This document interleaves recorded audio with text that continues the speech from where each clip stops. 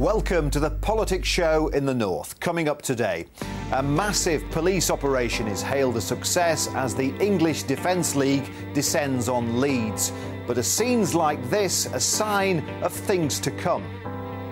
And controversy over the new national crime map that some fear could wipe thousands off their house price. People with differing political views have often come to blows, but the scenes of disruption in Leeds city centre yesterday were frightening in their ferocity. When the two sides came face to face, violence wasn't far behind, but police were ready and had learnt from mistakes made in previous protests. The English Defence League, who say they're opposed to Islamic extremism and unite against fascism, were corralled into different parts of the city centre. Both sides made orchestrated attempts to evade police, but were met with a wall of officers in one of the biggest public order operations carried out by West Yorkshire Police in recent times. But why now? What's the background to this unrest? Are we really seeing a rise in support for what many would brand as far-right groups like the English Defence League or the BNP? Danny Hewson investigates.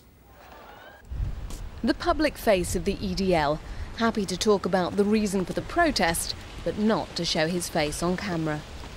We're not trying to tap into anything. We've just started. We knew something was wrong in this country. We were fed up. We're fed up of walking down our town centres and seeing Islamic extremists who are gloating about the death of our British soldiers in foreign fields.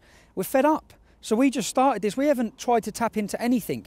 The masses of this country are getting together and they're uniting in a common cause. So, is Yorkshire becoming more extremist? Well, new research seems to confirm something long suspected, that the growth in support for groups like the British National Party and the English Defence League has more to do with people's disillusionment with major party politics than with any real shift in thinking. In fact, groups like the Green Party and other independents have seen a similar rise in support. But it doesn't detract from the fact that some people are seeing far-right politics as a viable alternative. Why? I just think that people are getting so fed up with the way the country's being run, about foreign people getting better press than what we get and getting more money than we get. It's about time we got rid of some and gave us own people jobs, especially at this time of year coming up to Christmas. The BNP are saying what everybody's thinking. Britain are getting fed up with government now, and they're going more for the BNP. So what of the mainstream politicians? Do they allow that groups like the BNP could have the answers these voters in Barnsley are looking for? Dividing people on the basis of the colour of their skin or their ethnic origin offers absolutely nothing for the future of the world, because it is a philosophy based on hate and not one on hope and tolerance and decency, and those are British values. And that brings us full circle. The undercurrent of dissatisfaction remains, and that is ripe to be exploited, so says the group set up by the trade unions to tackle the issue of the far right. We've got to find a way of providing answers for those people. These are ordinary people who are suffering in difficult times, and if we can't provide answers for them, then they will seek answers elsewhere. A simple solution, difficult to come by. Well, I'm joined live in the studio by Leeds North East MP Fabian Hamilton. This was clearly one of the biggest public order operations West Yorkshire Police have had to contend with probably since the Bradford riots 8 years ago.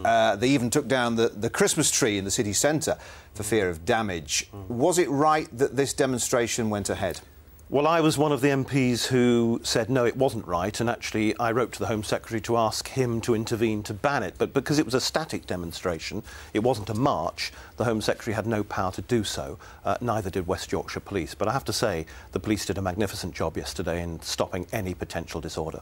But those scenes, ugly as they may have been, and no matter how unpalatable you find the views of certain people who turned up in Leeds city centre yesterday, is this not the price we pay for living in a nation of free speech? Of course, free speech must be protected, and it's very important. But we have to draw a line, as I think Hilary Benn said on the piece earlier, between allowing people to have free speech and inciting hatred and disorder and violence, and that's what we don't want. And I think yesterday showed that this is a very ugly side to this organisation, because they were chanting the most inappropriate slogans that are quite unacceptable in a democracy.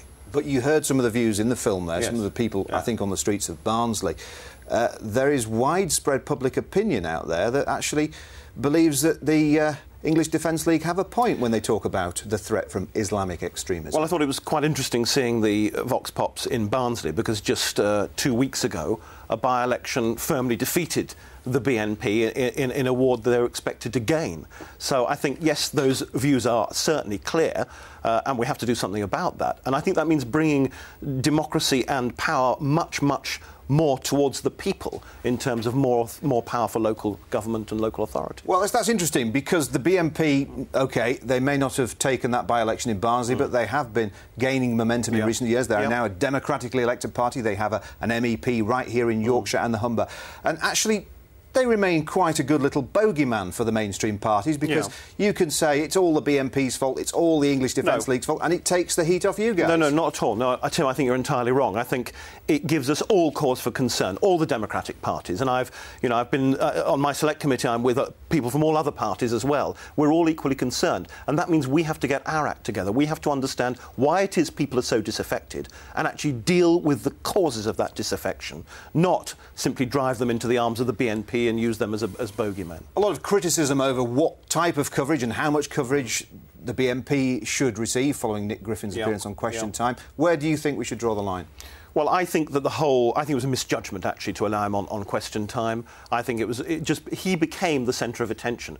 What these people want is the oxygen of publicity, and I think that ignoring them a little bit more won't make them go away, but actually won't encourage them in the way they're being encouraged now with the media attention they've got. They want that attention. That's what the demo yesterday was all about, the static demo. It was about media attention, and the more we draw attention to that, the more credibility we give them. So did you, for example, support the broadcasting ban on Sinn Féin by Margaret Thatcher's government in the 1980s? Yes, I think there was very good cause to ban Sinn Féin in the 1980s, absolutely, yes, I agree with that. But the same left-wing causes that perhaps are opposed to these sort of demonstrations were totally against that.